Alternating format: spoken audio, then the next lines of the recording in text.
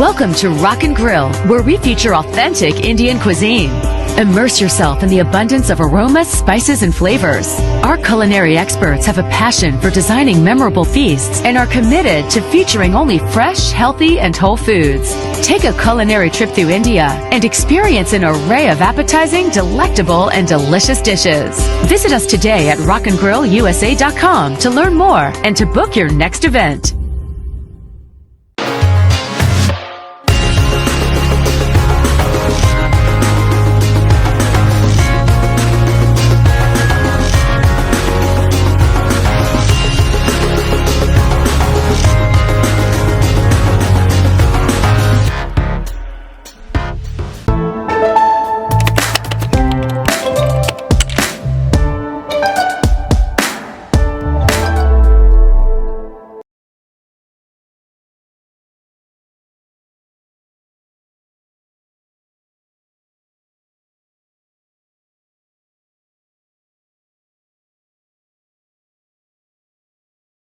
ನಿಜಕ್ಕೂ ತುಂಬ ಒಳ್ಳೆ ಆಫರಲ್ಲಿ ತುಂಬ ಪ್ರಕೃತಿ ಮಡ್ಲಲ್ಲಿ ಇರುವಂಥ ಒಂದು ಮನೆಯನ್ನು ಕಟ್ಕೊಡೋಂಥ ಒಂದು ಕೆಲಸವನ್ನು ಮಾಡ್ತಿದ್ದಾರೆ. ಪ್ಲೀಸ್ ದಯವಿಟ್ಟು ನಿಮ್ಮ ಹತ್ರ ಹಣ ಇದ್ದರೆ ತಗೊಳ್ಳಿ, ಬಟ್ ದಯವಿಟ್ಟು ಸಾಲ ಗಿಲ್ಲ ಮಾಡಿ ಮನೆ ತೊಗೊಳ್ಬಿಡಿ. ಅದು ನಾನು ಯಾವತ್ತೂ ಪ್ರಮೋಟ್ ಮಾಡಲ್ಲ. ಸಾಲ ಮಾಡಿ ಮನೆ ಮಾಡಬೇಡಿ. ನಿಮ್ಮ ಹತ್ರ ದುಡ್ಡಿತ್ತು ಅಂದರೆ ಧೈರ್ಯವಾಗಿ ಆರಾಮಾಗಿ ತೊಗೊಳ್ಳಿ. ಆಮೇಲೆ ಅವರು ಪಾಪ ಸಾಲ ಅಂತ ಏನು ಕೊಡ್ತಾ ಇದ್ದಾರೆ ಅದನ್ನೂ ಒಳ್ಳೆ ಆಫರ್ಲೇ ಕೊಟ್ಟಿದ್ದಾರೆ. 3 ವರ್ಷ 0% ಇಂಟ್ರೆಸ್ಟಲ್ಲಿ 3 ವರ್ಷ ನಿಮಗೆ ಕಟ್ಟುವಂಥ ಕಾಲಾವಕಾಶ ಇರುತ್ತೆ. ಆ್ಯಂಡ್ 10 ವರ್ಷ ನೀವೇನು ಟೀ ಪ್ಲ್ಯಾಂಟೇಷನ್ ಹಾಕ್ಕೊಡ್ತಾರೆ ಅದನ್ನು ಮೇಂಟೆನೆನ್ಸು ಸಹ ಅವರೇ ಮಾಡ್ತಾಯಿದ್ದಾರೆ. 10 ವರ್ಷ ಆದಮೇಲೆ ನಮಗೆ ಸಮಾಧಾನ ಆಗಲಿಲ್ಲ, ಈ ಪ್ರಾಪರ್ಟಿ ನಾವು ಮಾರ್ಬಿಡ್ತೀನಿ ಅಂದರೆ 10 ಪಟ್ಟು ರೇಟ್ ಕೊಟ್ಟು ಅದನ್ನು ಅವರೇ ತಗೊಳ್ತೀವಿ ಅಂತಲೂ ಹೇಳ್ತಾ ಇದ್ದಾರೆ. ಈ ಥರ ಎಲ್ಲ ಯಾರೂ ಹೇಳೋದಿಲ್ಲ. ಅಷ್ಟು ಒಳ್ಳೆ ಮನಸ್ಸಿರೋದ್ರಿಂದ ಅಷ್ಟೊಂದು ಒಳ್ಳೆ ಆಫರ್ ಕೊಟ್ಟಿದ್ದಾರೆ. ದಯವಿಟ್ಟು ತಮ್ಮ ಹತ್ರ ಹಣ ಇದ್ದರೆ ಒಂದು ಪ್ರಕೃತಿ ಮಡ್ಲಲ್ಲಿ ಮನೆ ಮಾಡಬೇಕು ಅಂತ ಏನಾದ್ರು ನಿಮ್ಗೆ ಅನಿಸಿದರೆ ದಯವಿಟ್ಟು ಇನ್ವೆಸ್ಟ್ ಮಾಡಿ.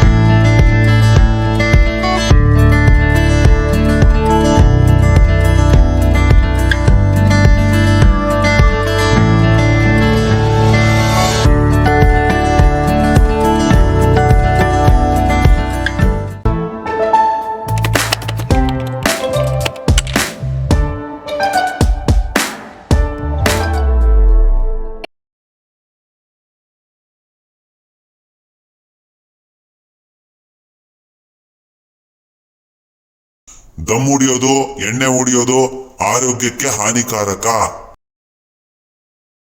ಹಲವಾರು ಪ್ರಶಸ್ತಿಗಳನ್ನು ತಮ್ಮದಾಗಿಸಿಕೊಂಡಿರುವ ನಮ್ಮೆಲ್ಲರ ಮನೆ ಮಾತಾಗಿರುವ ನಮ್ಮ ಅಚ್ಚುಮೆಚ್ಚಿನ ಬಹು ಪ್ರತಿಭಾನ್ವಿತ ಲೇಖಕ ಡಾಕ್ಟರ್ ಶ್ರೀ ಮಲ್ಲಪ್ಪ ಶೆಟ್ಟಿ ಅವರಿಗೆ ನಮ್ಮೆಲ್ಲರ ಹೃದಯಾಳದಿಂದ ವಂದನೆಗಳನ್ನು ಅರ್ಪಿಸುತ್ತೇವೆ. ಅವರು ಮಾಡಿರುವಂತಹ ಮಹಾ ಸಾಧನೆ ಇಡೀ ನಮ್ಮ ಕರ್ನಾಟಕ ರಾಜ್ಯವೇ ಹೆಮ್ಮೆ ಪಡುವಂತಹ ಒಂದು ಸಾಧನೆ ಆಗಿದೆ. ಇಂದಿನ ಯುವ ಪೀಳಿಗೆಯು ಇವರು ಬರೆದಂತಹ ಕೃತಿ ಕಾದಂಬರಿಗಳನ್ನು ಓದಿ ಪ್ರೇರಣೆಯನ್ನು ಪಡೆಯಬೇಕೆಂದು ನಾವೆಲ್ಲರೂ ಸೇರಿ ಡಾಕ್ಟರ್ ಶ್ರೀಯುತ ಮಲ್ಲಪ್ಪ ಶೆಟ್ಟಿ ಅವರಿಗೆ ಹಾರೈಸೋಣ. ಸರ್, ಇವತ್ತು ನಿಮ್ಮ ಪುಸ್ತಕ ಬಿಡುಗಡೆ ಆಗುತ್ತಾ ಇದೆ. ದಯವಿಟ್ಟು ನೀವು ಅದರ ಬಗ್ಗೆ ಒಂದೆರಡು ಮಾತುಗಳನ್ನು ಆಡಬೇಕೆಂದು ಕೇಳಿಕೊಳ್ಳುತ್ತೀನಿ. ಸರಸ್ವತಿ ನಮಸ್ತಭ್ಯಂ ವರದೆ ಕಾಮರೂಪಿಣಿ ವಿದ್ಯಾರಂಭಂ ಕರಿಷ್ಯಾಮಿ ಸಿದ್ಧಿರ್ಭವತು ಮೇ ಸದಾ. ಸಮಸ್ತ ಕನ್ನಡ ಕಲಾ ಅಭಿಮಾನಿಗಳಿಗೆ ನಿಮ್ಮ ಮನೆ ಮಗನಾದ ಮಲ್ಲಪ್ಪ ಶೆಟ್ಟಿಯ ನಮಸ್ಕಾರಗಳು. ನಾನು ಬರೆದಿರುವ ಪುಸ್ತಕ ಇವತ್ತು ಬಿಡುಗಡೆ ಆಗ್ತಾ ಇದೆ. ಅದರ ಹೆಸರು ಆದರ್ಶ ವ್ಯಕ್ತಿ.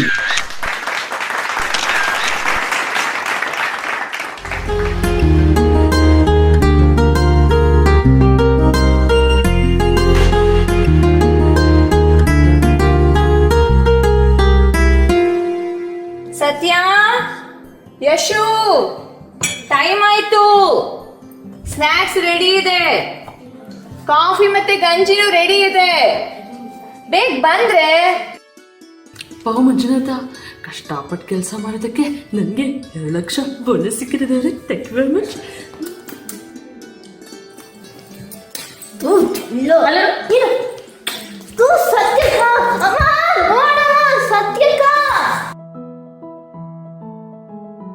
ಯಾವಾಗ ಜಗಳ ಮಾಡ್ತಿರೋ, ಯಾವಾಗ ಪ್ರೀತಿ ಮಾಡ್ತಿರೋ ಒಂದು ಗೊತ್ತಾಗಲ್ಲ. ಕರ್ಗೆ ಹೋಗುತ್ತೆ. ಬೇಗ ಶುರು ಮಾಡಿ.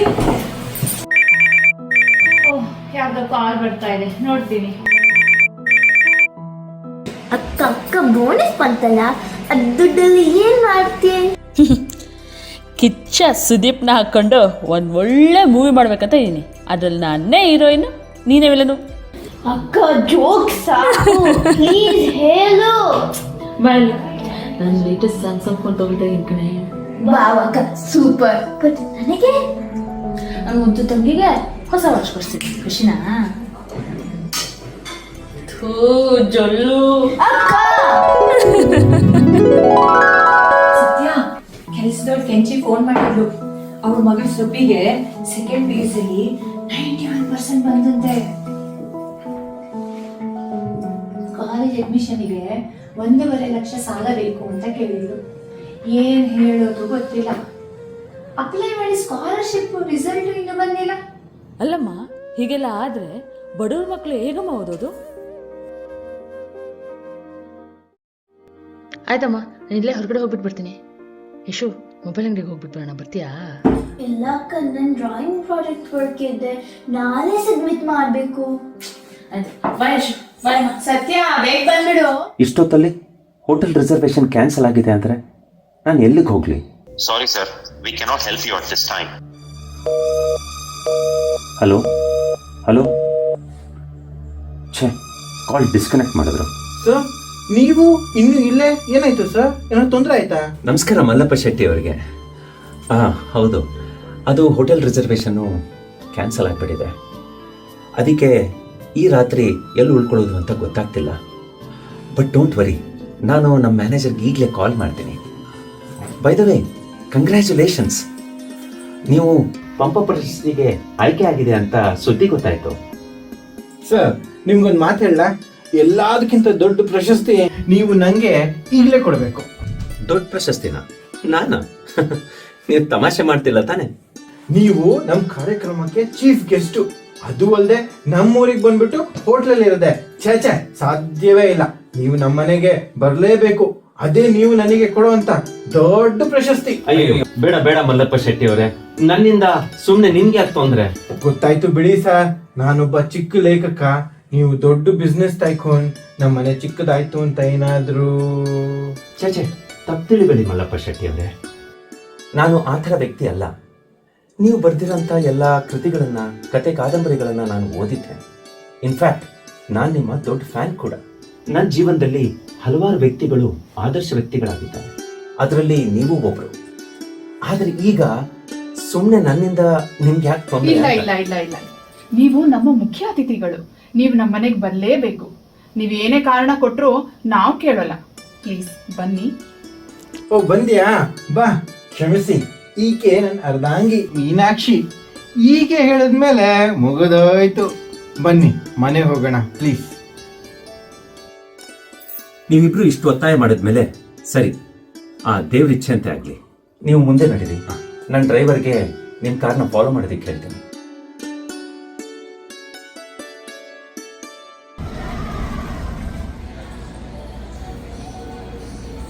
ವಾವ್, ನಮಸ್ಕಾರ ಮೇಡಮ್, ಹೇಳಿ ಏನ್ ಬೇಕಾಗಿತ್ತು? Mobile, TV, camera, laptop? ನನ್ಗ Samsung Galaxy S24 ultra mobile ಬೇಕಿತ್ತು. 512 GB orange colour. Madam 512 GB ಅಂದ್ರ ಅದು 1.5 ಲಕ್ಷ ಮೇಡಮ್. ಹೌದು ಗೊತ್ತು, ಅದಕ್ಕೇನಿವಾಗ? ಚೇಚೆ, ತಪ್ಪು ತಿಳಿಬಿಡಿ ಮೇಡಮ್. ನಾನು ಕೇಳ್ಬೇಕಂತಿರೋದು ನಿಮ್ ಪೇಮೆಂಟ್ ಕ್ಯಾಶಾ ಕಾರ್ಡಾ? ಕಾರ್ಡಲ್ಲಿ ಮಾಡ್ತೀನಿ. ಯಾಕೆ, ಏನಾದ್ರು ಪ್ರಾಬ್ಲಮ್? ಪ್ರಾಬ್ಲಮ್ ಏನಿಲ್ಲ ಮೇಡಮ್. ಕಾರ್ಡ್ ಪೇಮೆಂಟ್ ಆದ್ರೆ 2-3% ಎಕ್ಸ್ಟ್ರಾ ಚಾರ್ಜ್ ಆಗುತ್ತೆ. ನೀವು ಪೂರ್ತಿ ಕ್ಯಾಶ್ ಪೇಮೆಂಟ್ ಮಾಡಿದ್ರೆ you can save the money. ಒಳ್ಳೆ ಐಡಿಯಾ ರೀ, ಥ್ಯಾಂಕ್ಸ್. ನಾನು ATM ಹೋಗ್ಬಿಟ್ಟು ಕ್ಯಾಶ್ ವಿಡ್ರಾ ಮಾಡ್ಕೊಂಡು ಬರ್ತೀನಿ. ಇಲ್ಲೇ ರೋಡ್ ಕ್ರಾಸ್ ಮಾಡಿದ್ರೆ ATM ಸಿಗುತ್ತೆ, ಹೋಗಿ ಬನ್ನಿ ಮೇಡಮ್.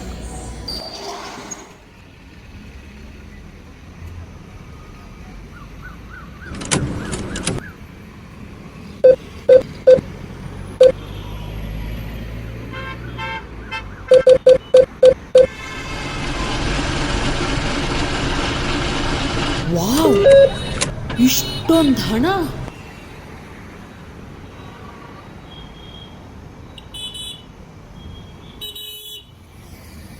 ನಿಜ, ಇಷ್ಟೊಂದು ಹಣ ಅನವಶ್ಯಕವಾಗಿ ಖರ್ಚು ಮಾಡೋದಕ್ಕಿಂತ ಒಳ್ಳೆ ಕಾರ್ಯಕ್ಕೆ ಬಳಸೋದು ವಾಸಿ.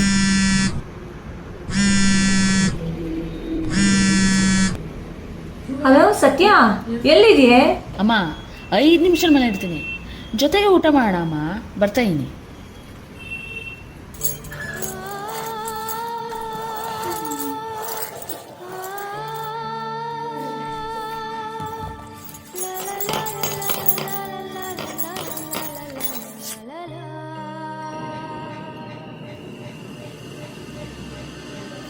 ಬನ್ನಿ, ಕುಚೇಲನ ಮನೆಗೆ ಶ್ರೀ ಕೃಷ್ಣ ಬಂದಂಗೆ ಆಯ್ತು.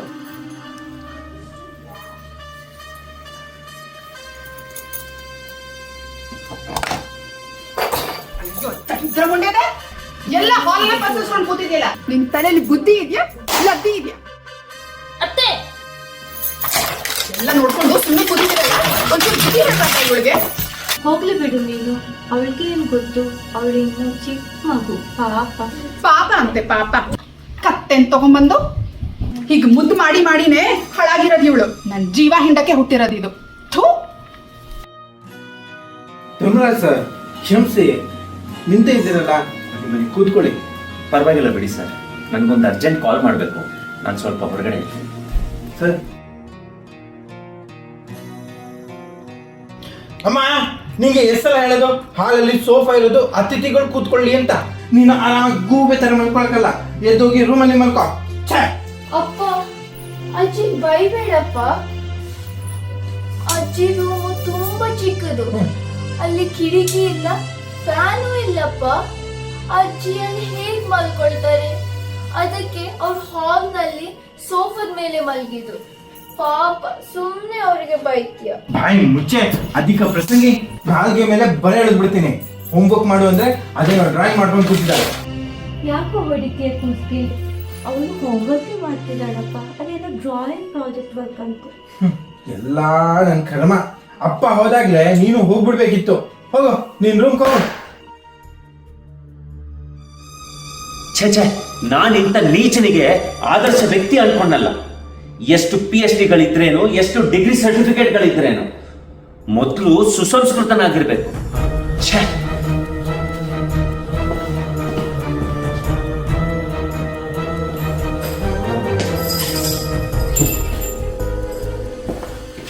ಎಲ್ಲದಕ್ಕಿಂತ ಹೆಚ್ಚಾಗಿ ಮನುಷ್ಯತ್ವ ಇರಬೇಕು. ಮನುಷ್ಯತ್ವ. ತಂದೆ ತಾಯಿ ನೋಡ್ಕೊಳ್ಳೋಕೆ ಯೋಗ್ಯತೆ ಇಲ್ಲ, ಇಂಥವ್ರ ಮನೆ ಕಾಲಿಡೋದು ಪಾಪ. ಡ್ರೈವರ್ ನಡಿಯಪ್ಪ ಹೋಗೋಣ.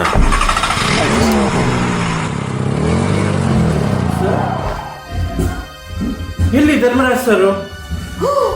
ಎಲ್ಲ ತಿಳಿಸ್ಕೊಂಡ್ಬಿಟ್ರೋ ಏನೋ. ಯಶು ನಿನ್ನ ಡ್ರಾಯಿಂಗ್ ಪ್ರಾಜೆಕ್ಟ್ ಮತ್ತೆ ಮುಗೀತಾ? ಸತ್ಯ, ಹಾಂ. ಅವ್ರ ಟೀಚರು ಆದರ್ಶಕ್ತಿ ಬಗ್ಗೆ ಡ್ರಾ ಮಾಡ್ತಾ ಹೇಳಿದ್ದಾರೆ. ಏನು ಡ್ರಾ ಮಾಡೋದು ಅಂತ ಅವಳಿಗೆ ಗೊತ್ತಿಲ್ಲ. ಹೌದು ಅಕ್ಕ, ನಾನು ರೋಲ್ ಮಾಡೋ ಯಾರಂತಾರೆ ಗೊತ್ತಿಲ್ಲ. What can I draw?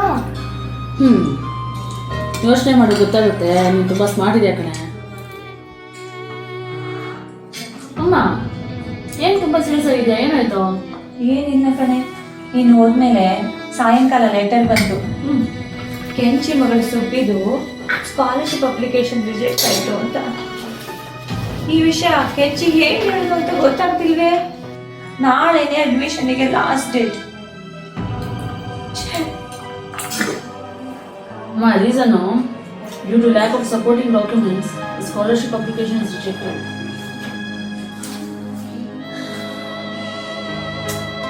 ಹೋಗಿ ಬಿಡಮ್ಮ, ನೀವು ನಿಜ ಮಾಡ್ಕೊಂಡು.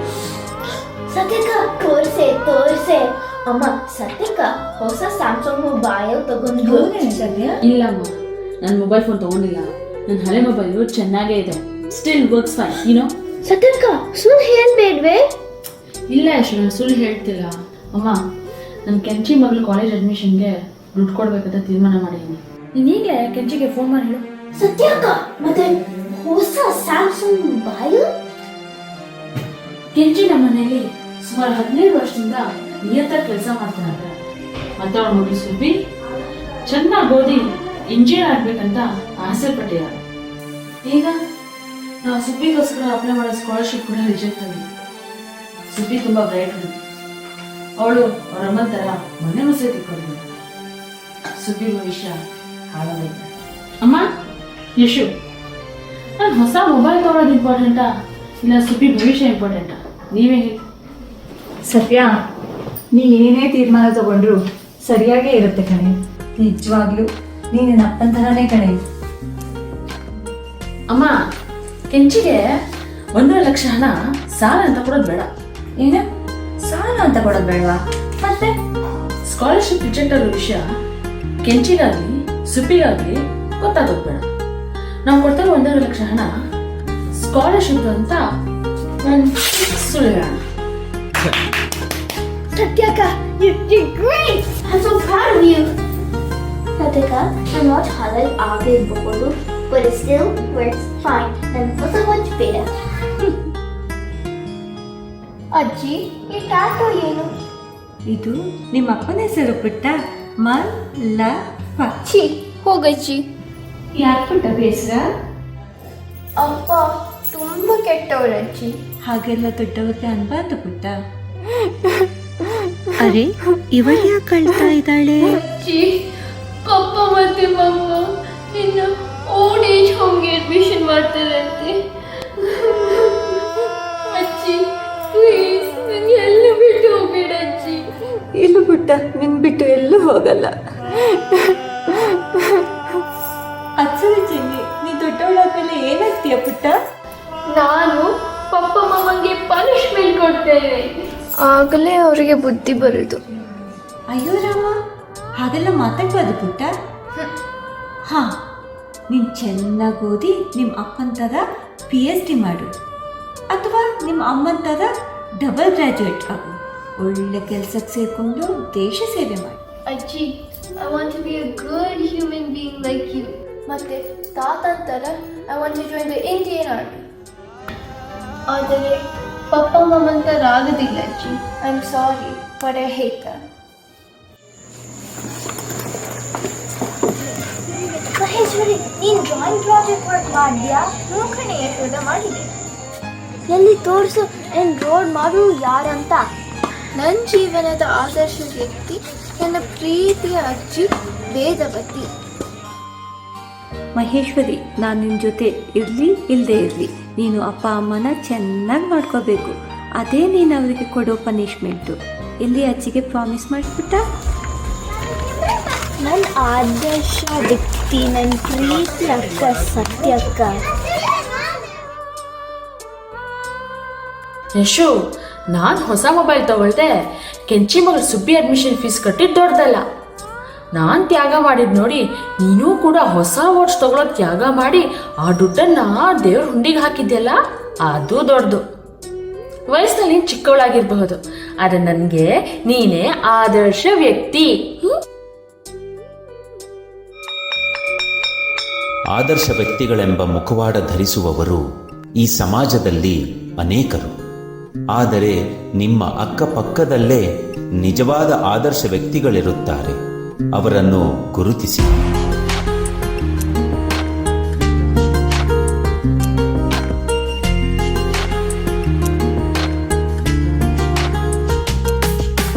ಆದರ್ಶ ನಿನಗೆ ನೀನೇ ಆದರ್ಶ. ಸಂಘರ್ಷ ಮನಸಾಕ್ಷಿಯ ಸಂಘರ್ಷ. ವೇಷಧಾರಿಯ ಸತ್ಯವ ಅರಿತುಕೋ, ಕಪಟಧಾರಿಯ ಮಿಥ್ಯವ ತಿಳಿದುಕೋ. ಮಿನುಗು ಗಾಜು ವಜ್ರದ ಸಮವೇ, ಕಣ್ಣಿಗೆ ಕಾಣುವ ಲೋಕವು ನಿಜವೇ.